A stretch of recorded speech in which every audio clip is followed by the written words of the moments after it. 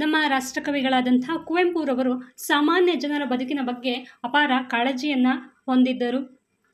ಸಮಾಜದಲ್ಲಿನ ಬಡತನ, ಶೋಷಣೆ ಮತ್ತು ಅಸಮಾನತೆಗಳನ್ನು ಕಂಡು ಅವರು ಮರುಗುತ್ತಿದ್ದರು.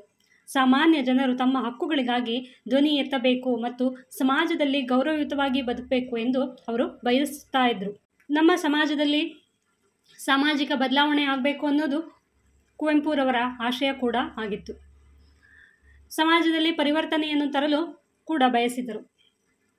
ಅವರು ಸಾಮಾನ್ಯ ಜನರು ಜಾಗೃತರಾಗಬೇಕು ಮತ್ತು ತಮ್ಮ ಹಕ್ಕುಗಳಿಗಾಗಿ ಹೋರಾಡಬೇಕು, ಹೀಗೆ ಹೋರಾಡಿದರೆ ಮಾತ್ರ ತಮ್ಮ ಹಕ್ಕುಗಳನ್ನು ಪಡೆದುಕೊಳ್ಳಲು ಸಾಧ್ಯ ಎಂದು ನಂಬಿದ್ದರು.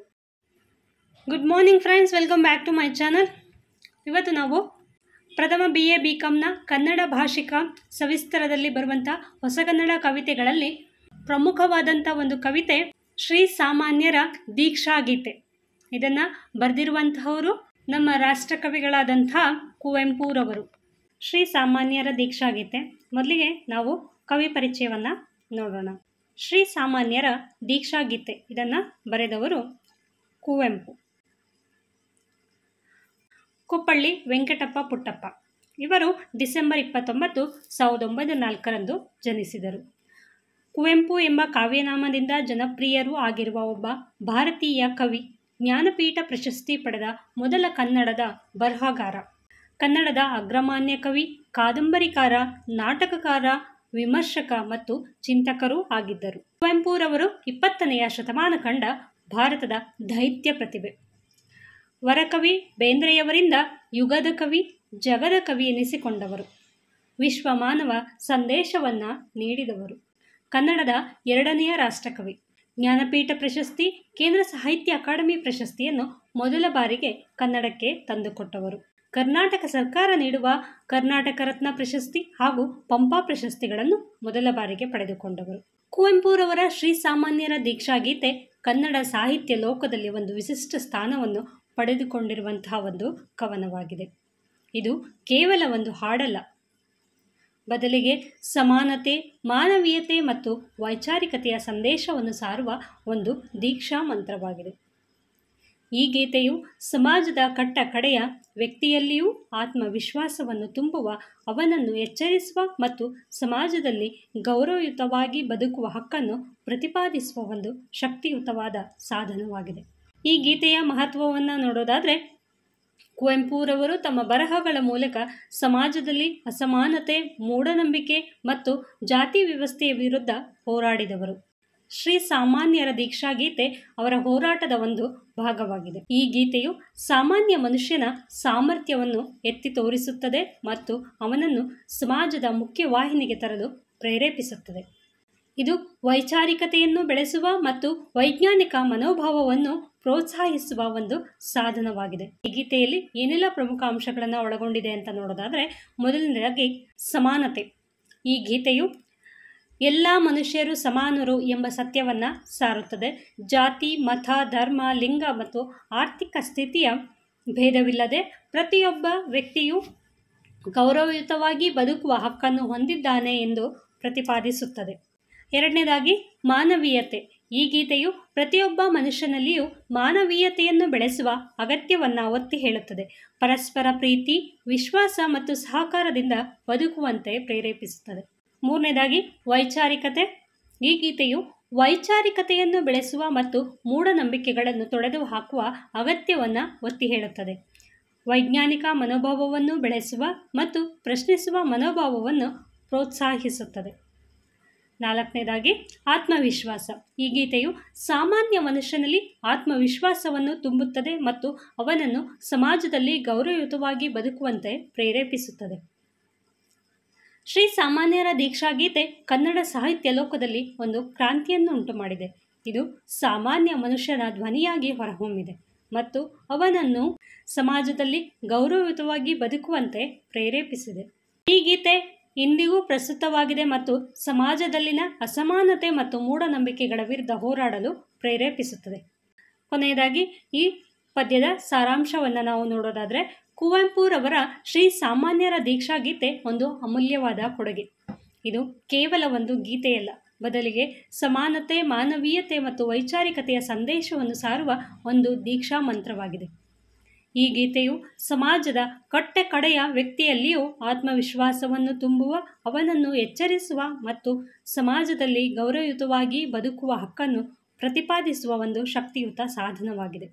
ಈ ಪದ್ಯದಲ್ಲಿ ಬರುವಂತಹ ಶ್ರೀ ಎಂಬ ಪದದ ಅರ್ಥವನ್ನು ನಾವು ನೋಡೋದಾದರೆ, ಸಾಮಾನ್ಯ ಮನುಷ್ಯನನ್ನು ಗೌರವಯುತವಾಗಿ ಶ್ರೀ ಎಂದು ಇಲ್ಲಿ ಲೇಖಕರು ಕರೆದಿದ್ದಾರೆ. ಇದರ ಅರ್ಥ ಪ್ರತಿಯೊಬ್ಬ ಸಾಮಾನ್ಯ ಮನುಷ್ಯನು ತನ್ನದೇ ಆದ ರೀತಿಯಲ್ಲಿ ಶ್ರೇಷ್ಠನಾಗಬಲ್ಲ ಎಂಬ ಸಂದೇಶವನ್ನು ಇದು ನೀಡುತ್ತದೆ. ಶ್ರೀ ಸಾಮಾನ್ಯರ ದೀಕ್ಷಾ ಗೀತೆಯಲ್ಲಿನ ಶ್ರೀ ಪದವು ಕೇವಲ ಒಂದು ಪದವಾಗಿರದೆ ಸಾಮಾನ್ಯ ಮನುಷ್ಯರ ಗೌರವ, ಪಾವಿತ್ರತೆ, ಸಮೃದ್ಧಿ, ದೈವತ್ವ ಮತ್ತು ವಿಶಿಷ್ಟತೆಯನ್ನು ಸೂಚಿಸುವ ಒಂದು ಆಳವಾದ ಸಂಕೇತವಾಗಿದೆ. ಇಲ್ಲಿ ಲೇಖಕರು ದೀಕ್ಷೆ ಎಂಬ ಪದವನ್ನು ಕೂಡ ಬರೆದಿದ್ದಾರೆ. ಜನರಿಗೆ ದೀಕ್ಷೆಯನ್ನು ತೆಗೆದುಕೊಳ್ಳಿ ಎಂದು ಕರೆಯನ್ನು ನೀಡುತ್ತಾರೆ. ಕುವೆಂಪುರವರ ದೃಷ್ಟಿಯಲ್ಲಿ ಸಾಮಾನ್ಯ ವ್ಯಕ್ತಿಯು ಕೂಡ ಅಸಾಮಾನ್ಯವಾದ ಕಾರ್ಯವನ್ನು ಮಾಡುವ ಶಕ್ತಿಯನ್ನು ಹೊಂದಿದ್ದಾನೆ. ಹಾಗಾಗಿ ದೀಕ್ಷೆ ಎಂದರೆ ಸಾಮಾನ್ಯ ವ್ಯಕ್ತಿಯು ತನ್ನಲ್ಲಿರುವ ಅಸಾಮಾನ್ಯ ಶಕ್ತಿಯನ್ನು ಕಂಡುಕೊಳ್ಳುವ ಒಂದು ಸಂಕಲ್ಪ. ದೀಕ್ಷೆಯು ಕೇವಲ ಒಂದು ಆಚರಣೆಯಲ್ಲ, ಅದೊಂದು ಜೀವನದ ಉನ್ನತ ಗುರಿಯನ್ನು ಮುಟ್ಟಲು ಕೈಗೊಳ್ಳುವ ಸಂಕಲ್ಪ. ಇದು ಮಾನವೀಯ ಮೌಲ್ಯಗಳನ್ನು ಅಳವಡಿಸಿಕೊಳ್ಳುವುದು, ಜ್ಞಾನವನ್ನು ಪಡೆಯುವುದು ಮತ್ತು ಹಂಚುವುದು, ಸರ್ವೋದಯಕ್ಕಾಗಿ ಶ್ರಮಿಸುವುದು, ವಿಶ್ವ ಮಾನವ ದೃಷ್ಟಿಯನ್ನು ಬೆಳೆಸಿಕೊಳ್ಳುವುದು ಮತ್ತು ಸ್ವಾವಲಂಬನೆಯನ್ನು ಸಾಧಿಸುವುದನ್ನು ಒಳಗೊಂಡಿರುತ್ತದೆ. ದೀಕ್ಷೆಯು ಸಮಾಜದ ಎಲ್ಲರ ಉನ್ನತಿಗಾಗಿ ಶ್ರಮಿಸುವ ಸಂಕಲ್ಪ. ದೀಕ್ಷೆ ಜಾತಿ, ಧರ್ಮ, ಭಾಷೆ ಮತ್ತು ದೇಶಗಳ ಭೇದವಿಲ್ಲದೆ ಎಲ್ಲರನ್ನೂ ಪ್ರೀತಿಸುವ ಸಂಕಲ್ಪವನ್ನು ಮಾನವೀಯ ಮೌಲ್ಯಗಳಾದ ಪ್ರೀತಿ, ಕರುಣೆ, ಸಮಾನತೆ ಮತ್ತು ಸಹಬಾಳ್ವೆಯನ್ನು ಒಳಗೊಂಡಿರಬೇಕು ಎಂಬುದು ಲೇಖಕರ ಅಭಿಪ್ರಾಯ. ಈ ಶ್ರೀ ಸಾಮಾನ್ಯರ ದೀಕ್ಷಾ ಗೀತೆಯಲ್ಲಿ ಒಟ್ಟು 5 ಭಾಗಗಳಿವೆ. ಮೊದಲ ಭಾಗದಲ್ಲಿ ಸಾಮಾನ್ಯನನ್ನು ಶ್ರೀ ಪದವಿಗೇರಿಸುವ ಹಾಗೂ ಅವನನ್ನು ಭವದುನ್ನತಿಯ ಪ್ರತೀಕವಾಗಿ ಕಾಣುವ ದೃಷ್ಟಿ. ಎರಡನೆಯ ಭಾಗದಲ್ಲಿ ಸರ್ವ ಸಮಾನತೆಯ ತತ್ವ ಪ್ರತಿಪಾದನೆ ಇದೆ. ಸರ್ವ ಸಮಾನವಾದ ರಾಜ್ಯದ ಸ್ಥಾಪನೆಯ ಆಶಯದ ಹಿನ್ನೆಲೆಯಲ್ಲಿ ಸರ್ವೋದಯ ಯುಗಮಂತ್ರವಾಗಬೇಕೆಂಬುದು ಕವಿಯ ಪ್ರಬಲ ಧೋರಣೆಯಾಗಿದೆ. ಸರ್ವ ಎನ್ನುವ ಪದವನ್ನು ನಾವು ನೋಡೋದಾದರೆ, ಸರ್ವ ಎನ್ನುವ ಸಾಮಾಜಿಕ ವ್ಯಾಪ್ತಿ ಅಮೂರ್ತವಾಗಿ ಸಾಮಾನ್ಯರೆಲ್ಲರನ್ನೂ ಒಳಗೊಂಡಿದೆ ಅನ್ನೋದನ್ನ ಹೇಳುತ್ತದೆ. ಇಲ್ಲಿ ಮೇಲು ಕೀಳು ಇಲ್ಲದ ಸ್ಥಿತಿಯನ್ನುಳ್ಳ ಅಧ್ಯಕ್ಷ, ಸೇನಾನಿ, ಕಮ್ಮಾರ, ಕೈಗಾರ ಎಲ್ಲರನ್ನೂ ಒಟ್ಟೊಟ್ಟಿಗೆ ತಂದು ಪದವಿ ಅಥವಾ ಕೆಲಸ ಅಥವಾ ವರ್ಗ ಸಂಪತ್ತುಗಳನ್ನೆಲ್ಲ ನಾಮಮಾತ್ರವಾಗಿ ಬೇರೆಯಾದವು ಎಂಬುದನ್ನು ವಿವರಿಸುತ್ತದೆ. ಕುವೆಂಪುರವರು ಜಾತಿ ತಾರತಮ್ಯವನ್ನು ವಿರೋಧಿಸುತ್ತಾರೆ.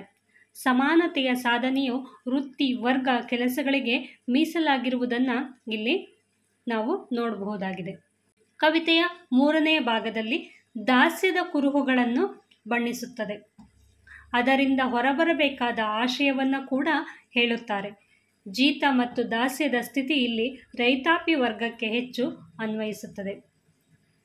ಸ್ವಾತಂತ್ರ್ಯ ಎನ್ನುವುದು ಅನ್ನದಾತನಾದ ಅಥವಾ ರೈತರ ಸ್ವರಾಜ್ಯಕ್ಕೆ ಹತ್ತಿರವಾದುದು ಎನ್ನುವುದು ಬಹುಶಃ ಕವಿಯ ಆಶಯವಾಗಿರಬಹುದು. ಇನ್ನು 4ನೆಯ ಭಾಗದಲ್ಲಿ ನೋಡುವುದಾದರೆ, ಶ್ರೀ ಸಾಮಾನ್ಯನಿಗೆ ಹೆಸರಿನ ಹಂಗಿಲ್ಲ. ಇಲ್ಲಿ ಪ್ರತಿಯೊಬ್ಬ ಮನುಷ್ಯನಿಗೂ ಕೂಡ ಹೆಸರಿನ ಹಂಗಿಲ್ಲ. ಓರ್ವರ ಗರ್ವ ಕಾಲ ಮುಗಿದು ಸರ್ವರ ಕಾಲ ಆರಂಭವಾಗಿರುವ ಹಿನ್ನೆಲೆಯಲ್ಲಿ ವ್ಯಕ್ತಿ ವಿಶೇಷವಾಗಿ ಅಂಟುವ ಕೀರ್ತಿಯ ಹಂಗು ಶ್ರೀ ಸಾಮಾನ್ಯರ ದೀಕ್ಷಾಗೀತೆ ಬಾಧಿಸುವುದಿಲ್ಲ. ಸಾಮಾನ್ಯನೇ ಭಗವಂತನ ಸರ್ವೋತ್ತಮ ಶ್ರೀಮಂತನ್ ಎಂಬ ಉದಾರ ದೃಷ್ಟಿಕೋನದ ಪರಿಕಲ್ಪನೆಯನ್ನು ಕುವೆಂಪು ಇಲ್ಲಿ ಪ್ರತಿಪಾದಿಸಿದ್ದಾರೆ. ಇನ್ನು ಕವಿತೆಯ 5ನೇ ಭಾಗದಲ್ಲಿ ನೋಡೋದಾದರೆ, ಲೌಕಿಕ ರಾಜ್ಯದ ಸಮಾನತೆಯ ಆತ್ಮಶಕ್ತಿಯಿಂದ ಉಂಟಾದ ಸ್ಥಿತಿ ಅದು ಕವಿ, ಯೋಗಿ ಮುಂತಾದ ವ್ಯಕ್ತಿತ್ವಗಳ ಅಲೌಕಿಕ ಶಕ್ತಿಯ ಬೆಂಬಲ ಪಡೆದಂಥದ್ದು ಎನ್ನುವ ಭಾವನೆಯನ್ನು ಇಲ್ಲಿ ಹೇಳುತ್ತದೆ. ಮಿಥ್ಯೆಗಳು ಬಾಧಿಸುವ ಅಲೌಕಿಕತೆಯಲ್ಲ, ಅದು ಆಧ್ಯಾತ್ಮಿಕವಾದ ಸರ್ವ ಸಮರ್ಪಣಾ ಭಾವ, ಸರ್ವವೂ ಪ್ರೇಮದಾಯಕವಾದ ಮನೋಭಾವವನ್ನು ದೃಢಗೊಳಿಸುವಂತಹ ಚಿತ್ತಶಕ್ತಿಯನ್ನು ನೋಡಬಹುದು. ಧರ್ಮದ ರಕ್ಷಾಮಂತ್ರವಾದ ನಿತ್ಯ ನಿರಂತರ ಕರ್ಮ ಮಾರ್ಗವು ಗಾಂಧೀಜಿಯವರು ಹೇಳಿ ನಡೆದ ದಾರಿಯಾಗಿತ್ತು. ಕವಿ ಅದನ್ನು ಇಲ್ಲಿ ತಮ್ಮದೇ ಆದ ರೀತಿಯಲ್ಲಿ ಮಂಡಿಸಿದ್ದಾರೆ. ಕವಿತೆಯ ಮೂಲ ಆಶಯ ಸರ್ವ ಸಮಾನತೆ ಮತ್ತು ಸ್ವಾತಂತ್ರ್ಯದ ಪರಿಕಲ್ಪನೆ. ಇನ್ನು ನಾವು ಪದ್ಯವನ್ನು ನೋಡೋದಾದರೆ, ಮೊದಲನೆಯ ಪ್ಯಾರ, ಶ್ರೀ ಸಾಮಾನ್ಯವೇ ಭಗವನ್ ಮಾನ್ಯಂ. ಶ್ರೀ ಸಾಮಾನ್ಯನೇ ಭಗವದ್ಧನ್ಯಂ. ಸಾಮಾನ್ಯತೆ ಭಗವಂತನ ರೀತಿ, ಸಾಮಾನ್ಯವೇ ದಿಟ ಭಗವತ್ ಪ್ರೀತಿ. ಸಾಮಾನ್ಯರೋ ನಾವು. ಇಲ್ಲಿ ಮೊದಲನೇ ಪ್ಯಾರಾದ ಅರ್ಥವನ್ನು ನೋಡೋದಾದರೆ, ಸಾಮಾನ್ಯನ ಬದುಕನ್ನು ಭಗವಂತನ ನೆಲೆಯಲ್ಲಿ ಕಾಣಬೇಕು ಎಂಬುದು ಲೇಖಕರ ಒಂದು ಆಶಯವಾಗಿದೆ. ಪ್ರಭುತ್ವವನ್ನು, ಸಿರಿ ಸಂಪತ್ತನ್ನು ನಿರಾಕರಿಸಿ ಪ್ರತಿಯೊಬ್ಬರೂ ಕೂಡ ಸಾಮಾನ್ಯ ಮನುಷ್ಯನಂತೆ ಬದುಕಬೇಕು ಎಂಬುದು ಲೇಖಕರ ಅಭಿಪ್ರಾಯ. ಸಾಮಾನ್ಯದ ಪೂಜೆಗೆ ದೀಕ್ಷೆಯಂ ಕೊಳ್ಳಿಂ ನೀವು, ಸರ್ವರಿಗಾಗಿಯೇ ಸರ್ವವ ತನ್ನಿಂ. ಸರ್ವರಿ ನಿನಗೆ ಸರ್ವರಿಗೆನ್ನಿಂ, ಸರ್ವರಿಗಾಗಿಯೇ ಸರ್ವಂ ಎನ್ನಿಂ. ಓ ಬನ್ನಿಂ, ಓ ಬನ್ನಿಂ. ಸಾಮಾನ್ಯದ ಪೂಜೆಗೆ ಶ್ರೀ ದೀಕ್ಷೆಯ ಕೊಳ್ಳಿಂ. ಇದರ ಅರ್ಥ, ಪ್ರಜಾಸತ್ತಾತ್ಮಕ ಸಮಾಜದ ಮೌಲ್ಯಗಳನ್ನು ಕವಿ ಹೇಳುತ್ತಾ ಇದ್ದಾರೆ. ಸರ್ವ ಸಮಾನತೆಯ ಸಮಾಜದ ನಿರ್ಮಾಣಕ್ಕೆ, ಅನುಷ್ಠಾನದ ಸತ್ಕಾರ್ಯಕ್ಕೆ ಎಲ್ಲರೂ ಬನ್ನಿ ಅಂತ ಸಾಮಾನ್ಯ ಜನರನ್ನು ಅವರು ಕರೆಯುತ್ತಾ ಇದ್ದಾರೆ. ಬನ್ನಿ ಎಂದು ಕರೆಗೊಡುವ ಅವರ ನುಡಿ ಓ ಬನ್ನಿಂ ಎಂಬ ಮಾತು ಸರ್ವ ದಿಕ್ಕುಗಳನ್ನು ವ್ಯಾಪಿಸಿ ಮೊಳಗುವ ನುಡಿಯಾಗಿದೆ. ಇದು ಎಲ್ಲ ದಿಕ್ಕುಗಳಿಗೂ, ಭಾರತದ ಮೂಲೆ ಮೂಲೆಗಳಿಗೂ ಈ ಪದ ಕೇಳಬೇಕು. ಎಲ್ಲರೂ ಕೂಡ ಬನ್ನಿ, ನಾವೆಲ್ಲರೂ ಸರ್ವ ಸಮಾನತೆಯ ಸಮಾಜವನ್ನು ಕಟ್ಟೋಣ ಎನ್ನುವ ಕರೆಗಂಟೆಯನ್ನು ಇಲ್ಲಿ ಲೇಖಕರು ನೀಡಿದ್ದಾರೆ. ಇವತ್ತಿಗೂ ಸಮ ಸಮಾಜವನ್ನು ಕಟ್ಟಲು ನಮ್ಮ ಮುಂದಿರುವ ಏಕೈಕ ಮಾರ್ಗವೆಂದರೆ ಸಾಮಾನ್ಯತೆಯ ಜೊತೆ ಸರಳತೆಯ ದೀಕ್ಷೆಯನ್ನು ಪಡೆಯುವುದರಲ್ಲಿಯೇ ಇದೆ ಎಂಬುದನ್ನು ನಾವು ಮರೆಯ ಹಾಗಿಲ್ಲ. ಇಲ್ಲಿ ನಾವೆಲ್ಲರೂ ಸಾಮಾನ್ಯರಂತೆ ಬದುಕಿದಾಗ ಮಾತ್ರ, ನಾವೆಲ್ಲರೂ ಒಂದಾಗಿ ಬದುಕಿದಾಗ ಮಾತ್ರ ನಮ್ಮ ಸಮಾಜವನ್ನು, ಉತ್ತಮ ಸಮಾಜವನ್ನು ಕಟ್ಟಲು ಸಾಧ್ಯ ಎಂಬುದು ಲೇಖಕರ ಅಭಿಪ್ರಾಯ. ಕೊನೆಗೊಂಡಿತು ಓರೋರ್ವರ ಗರ್ವದ ಕಾಲ, ಇದು ಸರ್ವರ ಕಾಲ. ಸರ್ವೋದಯ ಸರ್ವೋದಯ ಸರ್ವೋದಯ ಯುಗ ಮಂತ್ರ, ಸರ್ವೋದಯವೇ ಸ್ವಾತಂತ್ರ್ಯದ ಶ್ರೀತಂತ್ರ. ಮೇಲಿಲ್ಲವೋ ಕೀಳಿಲ್ಲವೋ ಸರ್ವ ಸಮಾನದ ರಾಜ್ಯ. ಅಧ್ಯಕ್ಷನೋ ಸೇನಾನಿಯೋ ಕಮ್ಮಾರನೋ ಚಮ್ಮಾರನೋ, ಕಾಯಕವೆಲ್ಲವೂ ಪೂಜ್ಯ. ಕೈಗಾರನೋ ಕಲೆಗಾರನೋ ಈರ್ವರಿಗೂ ಸಮಭೋಜ್ಯ. ಇನ್ನಿಲ್ಲವೋ ಅಹಮಹಮಿಕೆ ತರತಮಗಳ ವ್ಯಾಜ್ಯ. ಉಣಿಸಿಗೆ ಮೇಣ್ ಉಡುಪಿಗೆ ಮೇಣ್, ಆರಾಗಲಿ ಅಡಿಯನ್. ಹಿಡಿಯುವುದಿನ್ ತ್ಯಾಜ್ಯ. ಲೌಕಿಕದೋಳ್ ಲೌಕಿಕರಿಗೆ, ಆರಾಗಲಿ ಆರಡಿಯೋಳ್ ಹೊರಳುವುದಿನ್ ಪೂಜ್ಯ. ಇದು ಲೌಕಿಕ ರಾಜ್ಯ. ರಾಜ್ಯ ಪ್ರಭುತ್ವದ ಸರ್ವಾಧಿಕಾರ ಮುಗಿಯಿತು ಎಂದು ನೇರವಾಗಿ ಲೇಖಕರಲ್ಲಿ ಕರೆ ಕೊಡ್ತಾ ಇದ್ದಾರೆ. ಇದು ಸರ್ವರ ಕಾಲ ಅಂದರೆ ಇದು ಪ್ರತಿಯೊಬ್ಬರ ಕಾಲ. ಯಾವುದೇ ರಾಜ್ಯದಲ್ಲಿ ರಾಜರುಗಳ ಅಥವಾ ಬ್ರಿಟಿಷರ ಯಾವುದೇ ಆಳ್ವಿಕೆ ಇಲ್ಲಿ ನಡೆಯುತ್ತಿಲ್ಲ. ಈಗ ನಮ್ಮ ಪ್ರಜಾಪ್ರಭುತ್ವದ ಕಾಲ, ಇದು ಸರ್ವರ ಕಾಲ ಎಂದು ಹೇಳುತ್ತಾ, ಸರ್ವೋದಯ ಎಂಬುದು ಯುಗಮಂತ್ರವಾದರೆ ಸರ್ವ ಸಮಾನತೆಯ ಸಮಾಜ ನಿರ್ಮಾಣವಾಗುತ್ತದೆ ಎಂಬುದು ಲೇಖಕರ ಅಭಿಪ್ರಾಯ. ಅದನ್ನು ಇಲ್ಲಿ ಬಲವಾಗಿ ಪ್ರತಿಪಾದಿಸಿದ್ದಾರೆ. ಇಲ್ಲಿ ಯಾವುದೇ ಕೆಲಸದಿಂದಾಗಲಿ ಅಥವಾ ಜಾತಿಯಿಂದಾಗಲಿ ವರ್ಗ ತಾರತಮ್ಯ ನೀತಿಯನ್ನು ಆಚರಿಸುವುದು ಸರಿಯಲ್ಲ, ಅದು ತಪ್ಪು. ಮನುಷ್ಯ ಜಾತಿ ತಾನೊಂದೇ ಒಲಂ ಅಂತ ಹೇಳುತ್ತಾ ಅವರು ಮನುಷ್ಯ ಅನ್ನೋದು ಒಂದು ಜಾತಿ, ಅದಕ್ಕೆ ಬೇರೆ ಯಾವುದೇ ಒಂದು ಜಾತಿ ಇಲ್ಲ, ಇಲ್ಲಿ ಜಾತಿ ತಾರತಮ್ಯ ಯಾವುದೂ ಕೂಡ ಇಲ್ಲ ಎನ್ನುವುದನ್ನು ಲೇಖಕರಲ್ಲಿ ಹೇಳಿದ್ದಾರೆ. ಅಧ್ಯಕ್ಷನಾಗಲಿ ಚಮ್ಮಾರನಾಗಲಿ ಉದ್ಯಮಿಯಾಗಲಿ ಕಲೆಗಾರನಾಗಲಿ ಎಲ್ಲ ಕಾರ್ಯಗಳು ಪೂಜ್ಯ. ಊಟಕ್ಕೆ ಉಡುಗೆ ತೊಡುಗೆ ಭೇದ ಮಾಡುವುದನ್ನು ತ್ಯಾಜ್ಯ ಎಂಬಿತ್ಯಾದಿಯಾಗಿ ಕವಿ ಸ್ವಾತಂತ್ರ್ಯದ ಸಂಭ್ರಮದಲ್ಲಿ ಸಾಮಾನ್ಯನ ಸಂವಿಧಾನವನ್ನು ರಚಿಸಿದ್ದಾರೆ. ಇಲ್ಲಿ ಯಾವುದೇ ಉಡುಗೆ ತೊಡುಗೆಗಳನ್ನು ಅಥವಾ ಕೆಲಸ ಅವರು ಏನು ಮಾಡ್ತಾ ಇದ್ದಾರೆ ಆ ಕೆಲಸಗಳನ್ನು ನೋಡ್ಬಿಟ್ಟು ಅವರನ್ನು ಮೇಲು ಕೀಳು ಎಂಬುದನ್ನು ನಾವು ಫಸ್ಟು ಬಿಡಬೇಕು. ಅಂಥ ಒಂದು ತಾರತಮ್ಯವನ್ನು ಬಿಟ್ಟಾಗ ಮಾತ್ರ ಸಾಮಾನ್ಯ ಸಂವಿಧಾನವನ್ನು ರಚಿಸಲು ಸಾಧ್ಯವಾಗುತ್ತದೆ. ಇಂಥ ಒಂದು ಕರೆಗಂಟೆಯನ್ನು ಅವರು ಕೇವಲ ಕವಿತೆಗಾಗಿ ಬರೆದಿದ್ದಲ್ಲ, ಸ್ವತಂತ್ರ ಭಾರತದ ಮುಂದಿನ ದಿನಗಳ ಕನಸು. ಅವರು ಆಗಲೇ ಸ್ವತಂತ್ರ ಭಾರತ ಹೇಗಿರಬೇಕು ಅನ್ನುವಂಥ ಒಂದು ಕನಸನ್ನು ಕಟ್ಟಿ ಬರೆದಂಥ ಒಂದು ಕವಿತೆ ಈ ಶ್ರೀ ಸಾಮಾನ್ಯರ ದೀಕ್ಷಾಗೀತೆ. ಸಾಮಾನ್ಯರೋ ನಾವು, ಓ ಬನ್ನಿಂ. ಸಾಮಾನ್ಯದ ಪೂಜೆಗೆ ದೀಕ್ಷೆಯ ಕೊಳ್ಳಿಂ. ನೀವು ನೀವು ನೀವು ಎನ್ನುತ್ತಾರೆ. ಸಾಮಾನ್ಯದ ಪೂಜೆ ಎಂಬಲ್ಲಿ ಸಾಮಾನ್ಯದ ಎಂಬುದು ಕೇವಲ ಜನರನ್ನು ಕುರಿತಾದಂಥ ಒಂದು ಪದವಾಗಿಲ್ಲ. ಇದುವರೆಗೆ ದಾಸ್ಯದಿಂದ ತಲೆಬಾಗಿದ್ದುದು ಸಾಮಾನ್ಯತೆಯೂ ಅಲ್ಲದ ಅಸಾಮಾನ್ಯತೆಯೂ ಅಲ್ಲ, ಅದು ಗುಲಾಮತನ ಎಂಬುದು ಅವರ ನೇರ ನುಡಿ. ನಿಲ್ ಇನ್ ದಿಟ್ಟಗೆ ನಿಲ್ ಇನ್, ಬಾಗಿದ ಸೊಂಟವಂ ನೆಟ್ಟಗಿಡು, ಬೆದರಿದ ಬೆನ್ನಂ ನೇರ್ ಮಾಡು, ನೆಲ ನೋಡುವ ಕಣ್ಣಂ ಮೇಲೆತ್ತಿ, ಅಭ್ಯಾಸಂ ಮರೆತ ತಲೆ ಎತ್ತಿ, ಎದುರಾಳಿಯ ಮುಗ ನೋಡು. ಇಲ್ಲಿ ಮೊದಲೆಲ್ಲ ಹೇಗಿತ್ತು, ಅವರು ಕೆಲಸ ಮಾಡಿ ಮಾಡಿ ಜನಗಳೇನಾಗಿದ್ರು, ಗುಲಾಮರು ಅಂದರೆ ಆಳುಗಳು ಏನಾಗಿದ್ರು, ಅವರ ಸೊಂಟ ಹೋಗ್ಬಿಟ್ಟಿದೆ. ಅವ್ರು ಬರೀ ಕೆಲಸ ಮಾಡಿ ಬಗ್ಗಿ ಕೆಲಸ ಮಾಡಬೇಕೇ ಅಷ್ಟೇ ಹೊರತು ಮೇಲೆ ನೆಟ್ಟಗೆ ನಿಂತುಬಿಟ್ಟು ಅವರ ಎದುರುಗಡೆ ಇರುವಂತಹ ಅವರ ಯಜಮಾನರ ಅಥವಾ ಅಧ್ಯಕ್ಷರ ಯಾರ್ದಾದ್ರೂ ಆಗಿರ್ಬೋದು ಅಂಥವರ ಮುಖವನ್ನು ಧೈರ್ಯವಾಗಿ ನೋಡುತ್ತಿರಲಿಲ್ಲ, ತಲೆ ಬಗ್ಗಿಸಿ ಅವ್ರ ಮುಂದೆ ನಿಂತ್ಕೋತಾ ಇದ್ರು. ಅಂತಹ ಒಂದು ಸಂದರ್ಭವನ್ನು ಇಲ್ಲಿ ಲೇಖಕರು ವಿವರಿಸಿದ್ದಾರೆ. ನೀನು ಇದುವರೆಗೂ ಕಷ್ಟಪಟ್ಟು ದುಡ್ದಿದ್ದು ಸಾಕು, ಇನ್ನು ಮುಂದೆ ನಿನ್ನ ಸೊಂಟವನ್ನು ನೆಟ್ಟಗಿಡು, ಅಂದರೆ ನೇರವಾಗಿ ನಡೆಯೋದನ್ನ ಕಲಿ, ಬೇರೆಯವ್ರನ್ನ ನೋಡಿ ನೀನು ತಲೆ ಬಗ್ಗಿಸಬೇಡ, ತಲೆ ಎತ್ತಿ ಗರ್ವದಿಂದ ಬದುಕುವುದನ್ನು ಅಭ್ಯಾಸ ಮಾಡ್ಕೊ ಅನ್ನುವಂಥ ಒಂದು ಕರೆಯನ್ನು ಲೇಖಕರಲ್ಲಿ ಸಾಮಾನ್ಯ ಜನರಿಗೆ ನೀಡಿದ್ದಾರೆ. ಶತಮಾನಗಳಿಂದ ಆರ್ಥಿಕವಾಗಿ, ಸಾಮಾಜಿಕವಾಗಿ, ಧಾರ್ಮಿಕವಾಗಿ ಶೋಷಣೆಗೆ ಒಳಗಾದವರನ್ನು ಪರಕೀಯರಿಂದ ಗುಲಾಮಗಿರಿಗೆ ಒಗ್ಗಿ ಹೋಗಿರುವ ಮನಸ್ಸುಗಳನ್ನು ಒಟ್ಟಿಗೆ ಎಚ್ಚರಿಸುವ ಸಾಲುಗಳಿವು. ಇಲ್ಲಿ ಗುಲಾಮಗಿರಿಗೆ ಅವಾಗಿಂದನೂ ಕೂಡ ಅವರು ಒಪ್ಕೊಂಡು ಬಂದ್ಬಿಟ್ಟಿದ್ದಾರೆ. ಅದರಿಂದ ಹೊರಗಡೆ ಬನ್ನಿ ಅಂತಂದರೆ ಅವರು ಕೂಡ ಬರೋದಕ್ಕೆ ರೆಡಿ ಇಲ್ಲ, ಅಥವಾ ಅಂತ ಅದಕ್ಕೆ ಅದು ಒಂದು ಆಚರಣೆ ಅನ್ನೋದನ್ನು ಅವರು ನಂಬ್ಕೊಂಡ್ಬಿಟ್ಟಿದ್ದಾರೆ. ಅಂಥ ಒಂದು ಆಚರಣೆಯನ್ನು, ಅಂಥ ಒಂದು ಮನಸ್ಥಿತಿಯಿಂದ ನೀವು ಹೊರಗಡೆ ಬನ್ನಿ ಅನ್ನೋದನ್ನ ಇಲ್ಲಿ ಲೇಖಕರು ಹೇಳಿದ್ದಾರೆ. ದಾಸ್ಯ ದರಿದ್ರಗಳ ಹೊಡೆತಕ್ಕೆ ಸಿಲುಕಿ ಜೀವಂತ ಶವದಂತೆ ಆಗಿರುವ ಶ್ರೀ ಸಾಮಾನ್ಯರು ಇನ್ನಾದರೂ ಉಳ್ಳವರ ದರ್ಪದ ಪಾದಾಘಾತಕ್ಕೆ ಸಿಕ್ಕಿ ಕುಗ್ಗಿ ಬಗ್ಗಿ ನಡೆಯುವುದನ್ನು ಬಿಟ್ಟು ಎದೆಯುಬ್ಬಿಸಿ ನಡೆಯುವುದನ್ನು ಕಲಿಯಬೇಕು, ಅದನ್ನು ಜೀವಂತವಾಗಿಸಬೇಕು ಎಂಬ ಆಶಯವನ್ನು ಇಲ್ಲಿ ಹೇಳ್ತಾ ಇದ್ದಾರೆ. ಇಲ್ಲಿ ಮೊದಲಿಂದನೂ ಬಡತನಕ್ಕೋಸ್ಕರ ಏನು ಮಾಡಬೇಕು, ನಾವು ಒಂದು ಹೊತ್ತು ಊಟ ಮಾಡಬೇಕು ಅಂತಂದರೆ ನಾವು ಹೋಗಿ ಬೇರೆಯವರ ಜಮೀನಿನಲ್ಲಿ ದುಡಿಬೇಕು, ವ್ಯವಸಾಯ ಮಾಡಬೇಕು. ಅದಕ್ಕೆ ಅವರೇನು ಕೂಲಿಯಾಗಿ ನಮಗೆ ಕೊಡ್ತಾರೆ ಅದರಿಂದ ನಮ್ಮ ಹೊಟ್ಟೆಯನ್ನು ತುಂಬಿಸ್ಕೊಳ್ಬೇಕು. ಇದು ಹಿಂದಿನ ಕಾಲದಿಂದಲೂ ನಡೆದು ಬಂದಂತಹ ಒಂದು ಸಂಸ್ಕೃತಿಯಾಗಿ ಹೋಗಿತ್ತು. ಅದಕ್ಕೆ ಜನಗಳೇನು ಹೋಗಿದ್ರು, ಒಗ್ಗಿಬಿಟ್ಟಿದ್ರು. ಹೀಗೆ ಇರಬೇಕು ನಾವು ಅನ್ನೋದು ಅವ್ರ ಮನಸ್ಸಲ್ಲಿ ಕೂಡ ಕೂತ್ಕೊಂಡ್ಬಿಟ್ಟಿತ್ತು.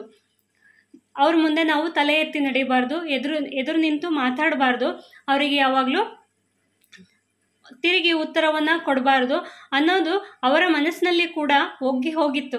ಅಂಥ ಒಂದು ಪರಿಸ್ಥಿತಿಯನ್ನು ಲೇಖಕರು ಹೇಳಿದ್ದಾರೆ ಇಲ್ಲಿ.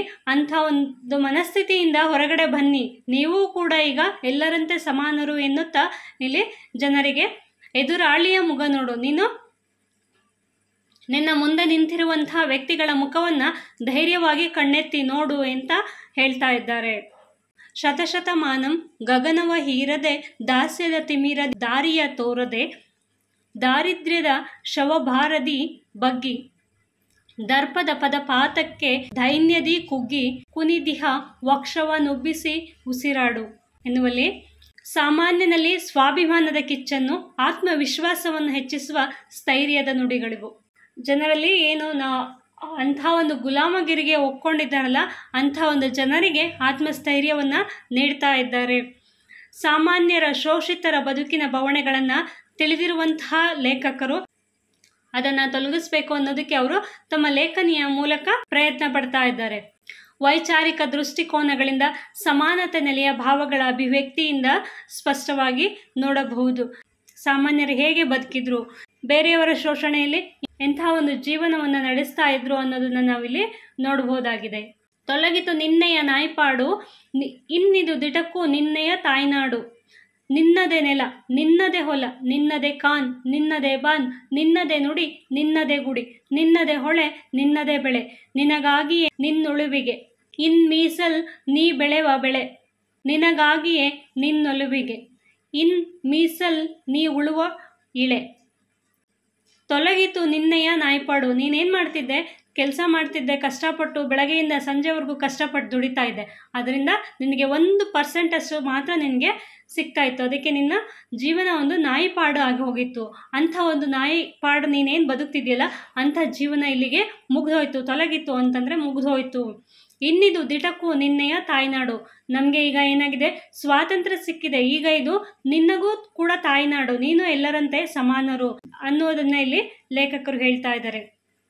ನಿನ್ನದೇ ನೆಲ, ನಿನ್ನದೇ ಹೊಲ, ನಿನ್ನದೇ ನಿನ್ನದೇ ಬಾ, ನಿನ್ನದೇ ನುಡಿ, ನಿನ್ನದೇ ಗುಡಿ, ನಿನ್ನದೇ ಹೊಳೆ, ನಿನ್ನದೇ ಬೆಳೆ, ನಿನಗಾಗಿಯೇ ನಿನ್ನೊಲುವಿಗೆ ಅಂತಂದ್ರೆ ಈ ಭಾರತ ದೇಶ ಏನಿದೆಯಲ್ಲ, ಇದರ ನೆಲ, ಹೊಲ, ಕಾನ್ ಅಂತಂದ್ರೆ ಕಾಡು, ಬಾನ್ ಅಂತಂದ್ರೆ ಆಕಾಶ, ನಡೆ, ನುಡಿ, ಗುಡಿ, ದೇವಸ್ಥಾನ, ನಿನ್ನ ಮಾತಾಡುವಂತಹ ಭಾಷೆ, ಹೊಳೆ ಅಂತಂದ್ರೆ ಹರಿಯುವ ನದಿ, ಬೆಳೆ ಅಂತಂದ್ರೆ ನೀನ್ ಬೆಳೆಯುವಂತಹ ಬೆಳೆ, ಇದೆಲ್ಲದೂ ಕೂಡ ನಿನಗೋಸ್ಕರ ಮಾತ್ರ ನೀನು ಮಾಡು, ಬೇರೆಯವ್ರಿಗೋಸ್ಕರ ನೀನು ಕಷ್ಟಪಡಬೇಡ. ಅಂಥ ಒಂದು ಕಷ್ಟಪಡ್ತಿದ್ದಂಥ ಒಂದು ಕಾಲ ಈಗ ಮುಗ್ದು ಹೋಗಿದೆ. ನಮಗೆ ಈಗ ಸ್ವಾತಂತ್ರ್ಯ ಸಿಕ್ಕಿದೆ, ನಾವು ಕೂಡ ಸರ್ವ ಸಮಾನರು, ಎಲ್ಲರಿಗೂ ನಾವು ಸಮಾನರು, ಇಲ್ಲಿ ಯಾವುದೇ ರೀತಿಯ ಭೇದ ಭಾವ ಇಲ್ಲ ಅನ್ನೋದನ್ನ ಇಲ್ಲಿ ಲೇಖಕರು ಹೇಳ್ತಾ ಇದ್ದಾರೆ.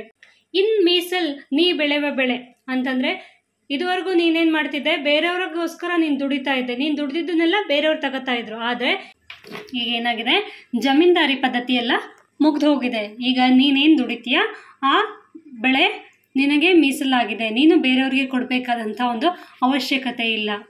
ನಿನಗಾಗಿಯೇ ನಿನ್ನೊಲುವಿಗೆ, ನಿನಗೋಸ್ಕರ, ನಿನ್ನ ಒಳ್ಳೆಯದಕ್ಕೋಸ್ಕರ ಮಾತ್ರ ಈ ಒಂದು ಬೆಳೆಯುವಂತಹ ಒಂದು ಬೆಳೆ. ಇನ್ ಮೀಸಲ್ ನೀ ಉಳುವ ಇಳೆ ಅಂತಂದರೆ, ಇನ್ನು ನಿನಗೇನೆ ಮೀಸಲು, ನೀನು ಉಳುವಂತಹ ಇಳೆ ಅಂತಂದರೆ ಭೂಮಿ, ನೀನು ಉಳುವಂತಹ ಭೂಮಿ ಏನಿದೆಯಲ್ಲ ಅದು ನಿನಗೆ ಮೀಸಲು ಅನ್ನೋದನ್ನ ಇಲ್ಲಿ ಲೇಖಕರು ಹೇಳ್ತಾ ಇದ್ದಾರೆ. ಸಾಮಾನ್ಯ ಮನುಷ್ಯನಾಗಿರುವಂತಹ ನೀನು ಇನ್ನ ಯಾರ ಮುಂದೆಯೂ ಕೂಡ, ಯಾರ ಹಂಗಿಗೂ ಕೂಡ ಒಳಗಾಗಿ ಬದುಕಬೇಕಾಗಿಲ್ಲ, ಬಾಳಬೇಕಾಗಿಲ್ವಾ ಅನ್ನುವಂತಹದನ್ನ ಹೇಳುವಂತಹ ಒಂದು ಚಿತ್ರಣವಾಗಿದೆ. ದೈನ್ಯತೆಯ ಜೀವನದ ಹಂಗನ್ನು ತೊರೆದು ನನ್ನದು ಇಳೆ ಅಂತಂದರೆ ನನ್ನದು ಭೂಮಿ, ನಾನು ಬೆಳೆಯುವಂತಹ ಬೆಳೆ ನನ್ನದು ಎಂಬ ದೃಢಚಿತ್ತದಿಂದ ಆತ್ಮೋಲ್ಲಾಸದ ಅಭಿಮಾನವನ್ನು ಹೊಂದಿ ಮುನ್ನುಗ್ಗಬೇಕು ಎಂಬ ಎಚ್ಚರಿಕೆಯ ಮಾತುಗಳನ್ನು ಇಲ್ಲಿ ಕವಿ ನೀಡಿದ್ದಾರೆ. ತೊಲಗಿತು ನಿನ್ನಯ ನಾಯ್ಪಾಡು, ಇನ್ನಿದು ದಿಟಕ್ಕೂ ನಿನ್ನಯ ತಾಯ್ನಾಡು ಎನ್ನುವಲ್ಲಿ ಸಾಮಾನ್ಯನ ಹಂಗಿನ ನಾಯಿ ಪಾಡಿನ ಬದುಕಿನ ಅಂತ್ಯವನ್ನು ಇಲ್ಲಿ ಲೇಖಕರು ಹೇಳಿದ್ದಾರೆ.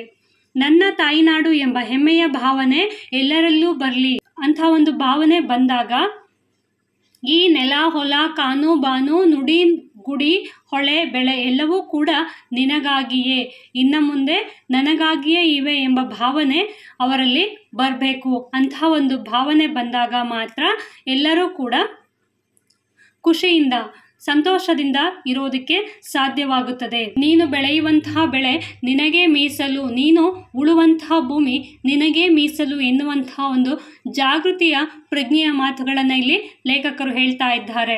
ರೈತರು ಬಿತ್ತಿ ಬೆಳೆದಂತಹ ಬೆಳೆಯನ್ನು ಕಿತ್ತು ತಿನ್ನುವಂತಹ ಕಿರಾತಕರು ಇನ್ಮುಂದೆ ಯಾರೂ ಕೂಡ ಇರುವುದಿಲ್ಲ. ಆತ ಬೆಳೆದಿದ್ದೆಲ್ಲ ಅವನಿಗೋಸ್ಕರನೇ. ಆತನ ನಿಷ್ಠೆ, ಶ್ರದ್ಧೆಯಿಂದ ದುಡಿದಂತಹ ದುಡಿಮೆ ದಿನವಿಡೀ ಏನು ದುಡಿದಿರ್ತಾನೆ ಆ ದುಡಿಮೆ ವ್ಯರ್ಥವಾಗುವುದಿಲ್ಲ. ಆ ಫಸಲಿನ ಎಲ್ಲ ಪಾಲು ಕೂಡ ಅವನಿಗೆ ಸೇರುತ್ತೆ. ಇಲ್ಲಿ ಯಾವುದೇ ಜಮೀನ್ದಾರನಿಗೆ ಪಾಲು ಕೊಡಬೇಕಾದಂಥ ಅವಶ್ಯಕತೆ ಇಲ್ಲ ಎಂಬುದನ್ನು ಇಲ್ಲಿ ಲೇಖಕರು ಹೇಳಿದ್ದಾರೆ.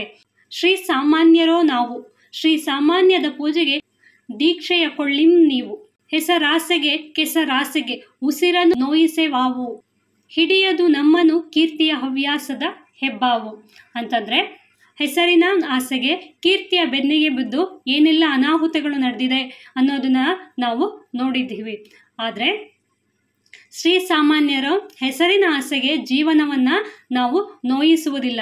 ಕೀರ್ತಿಯ ಚಟಕ್ಕೆ ಬಿದ್ದು ಯಾರ ಬದುಕನ್ನು ನಾವು ಹೆಬ್ಬಾವಿನಂತೆ ನುಂಗುವುದಿಲ್ಲ ಅನ್ನೋದನ್ನ ಇಲ್ಲಿ ಲೇಖಕರು ಹೇಳ್ತಾ ಇದ್ದಾರೆ. ಈ ಜನರಿಗೆ ಒಂದು ಭರವಸೆಯನ್ನ ನೀಡ್ತಾ ಇದ್ದಾರೆ. ಸಾಮಾನ್ಯರಾದ ನಮಗ್ಯಾರಿಗೂ ಶಾಶ್ವತ ಹೆಸರಿನ ಗರ್ವ ಬೇಕಾಗಿಲ್ಲ.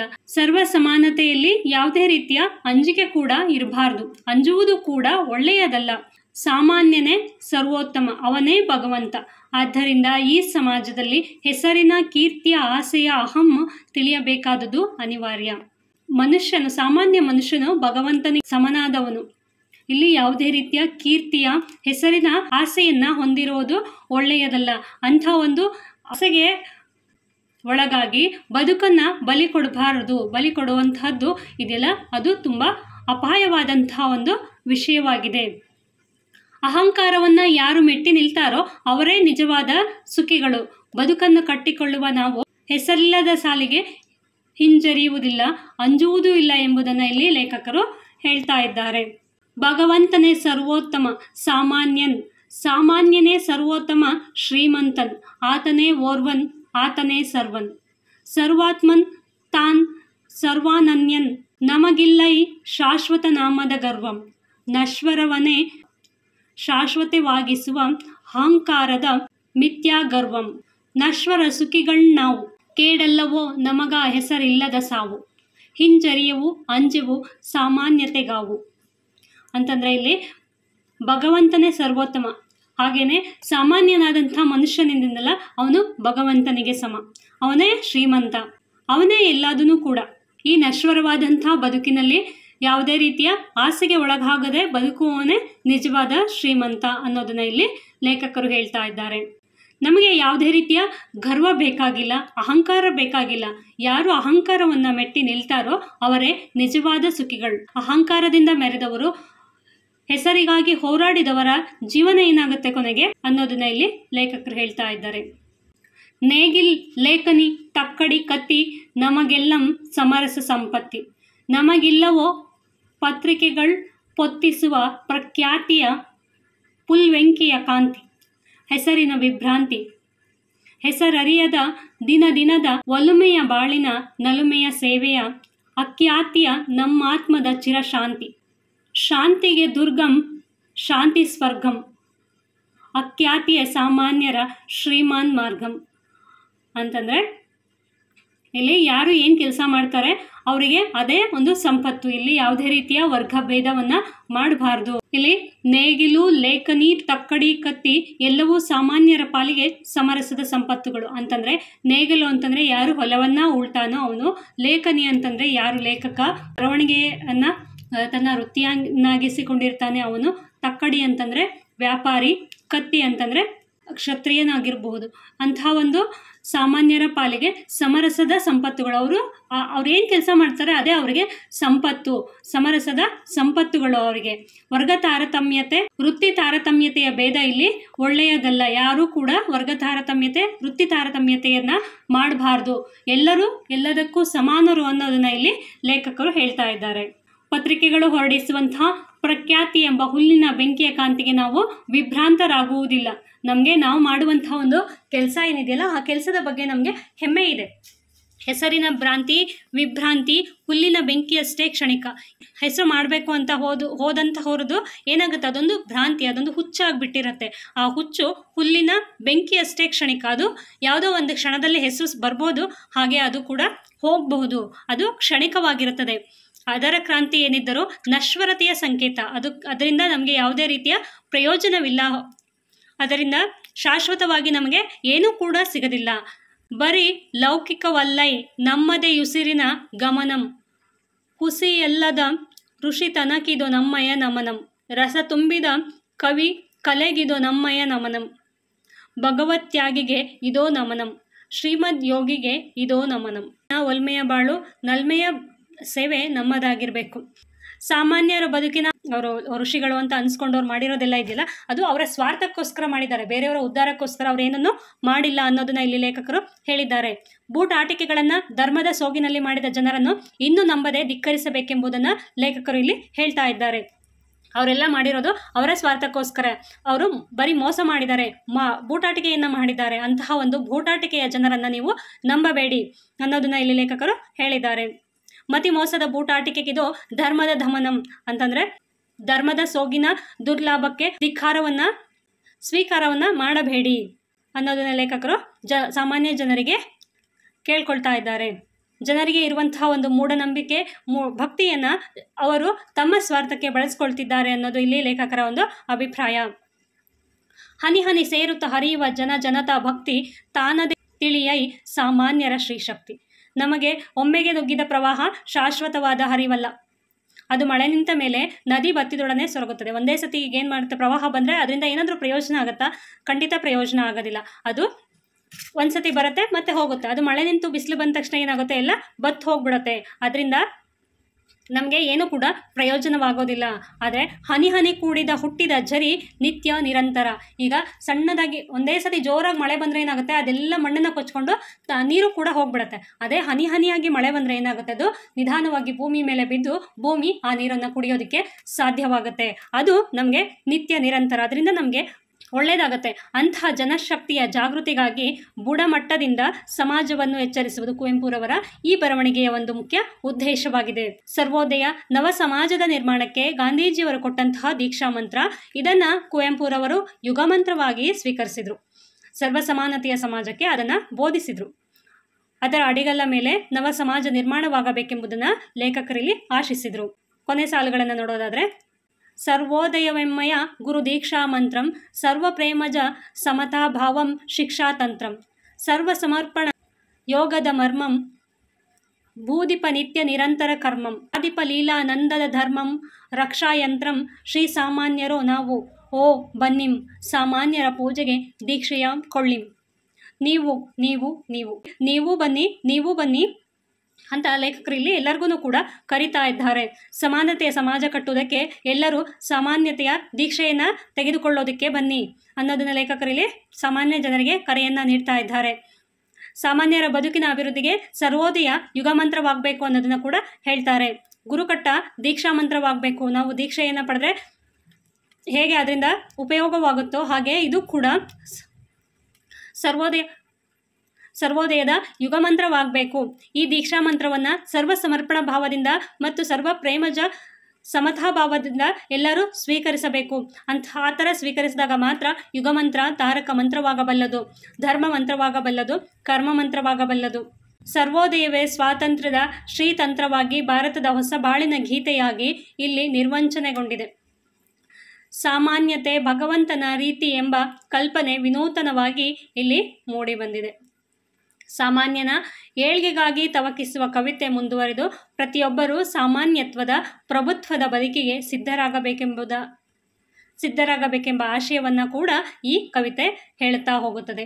ಕವಿತೆಯ 5 ಭಾಗದಲ್ಲೂ ಶ್ರೀ ಸಾಮಾನ್ಯನ ಬದುಕಿನ ಬೇರೆ ಬೇರೆ ತತ್ವಗಳ ಪ್ರತಿಪಾದನೆ ಇದೆ.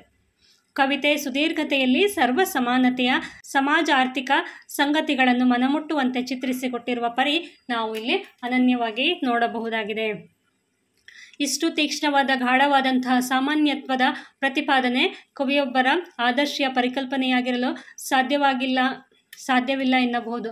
ಆದರೆ ಆದರ್ಶೀಯ ಪರಿಕಲ್ಪನೆ ಅಂತರಂಗ ತುಡಿತವಾದಾಗ ಮಾತ್ರ ಶ್ರೀ ಸಾಮಾನ್ಯನ ಬದುಕಿಗೆ ಸ್ವಾಭಿಮಾನದ ಸಂವಿಧಾನದ ಭಾಷ್ಯ ಬರೆಯಲು ಸಾಧ್ಯವಾಗುತ್ತದೆ. ಇಲ್ಲಿ ಕವಿಯ ಪ್ರಜ್ಞೆಯು ಶ್ರೀ ಸಾಮಾನ್ಯನ ನೆಲೆಯಲ್ಲಿ ಪ್ರಜ್ಞೆಯಲ್ಲಿ ಲೀನವಾಗಿ ಅದನ್ನು ಮೀರದೆ ಈ ನೆಲೆಯಲ್ಲಿ ಬದುಕನ್ನು ಸ್ವೀಕರಿಸಿ ನಿಂತು ಪರಿಭಾವಿಸಿದ್ದರಿಂದ ಸಾಮಾನ್ಯತಾ ತತ್ವ ಇಲ್ಲಿ ಮೂರ್ತಗೊಂಡಿದೆ. ಕವಿ ಕುವೆಂಪುರವರು ಪ್ರಗತಿಪರರು, ವೈಚಾರಿಕ ದೃಷ್ಟಿಕೋನವುಳ್ಳವರು ಆದ ವ್ಯಕ್ತಿತ್ವದ ಕವಿಯಾದ್ದರಿಂದ ಇಂತಹ ಒಂದು ಕವಿತೆ ಆವಿರ್ಭವಿಸಲು ಸಾಧ್ಯವಾಗಿದೆ ಎನ್ನುವುದನ್ನು ನಾವಿಲ್ಲಿ ನೋಡಬಹುದಾಗಿದೆ. ಈ ದೃಷ್ಟಿಯಿಂದ ಕುವೆಂಪು ಯಾವಾಗಲೂ ಪ್ರಗತಿಪರ ಸಮಾಜಮುಖಿ ಚಿಂತಕರಾಗಿಯೇ ಉಳಿಯುತ್ತಾರೆ.